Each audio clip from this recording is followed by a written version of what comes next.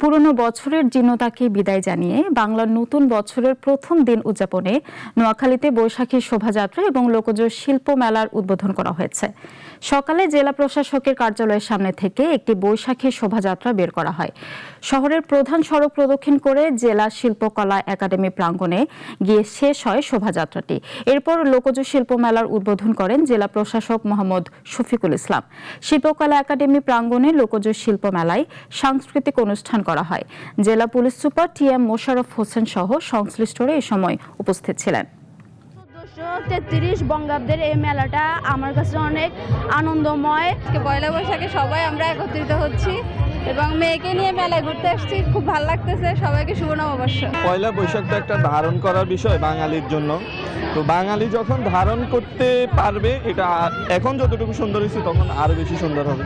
বিতর্ক থেকে বেরিয়ে আমাদেরকে স্ব সংস্কৃতিকে ভালোবাসতে হবে, ধারণ করতে হবে।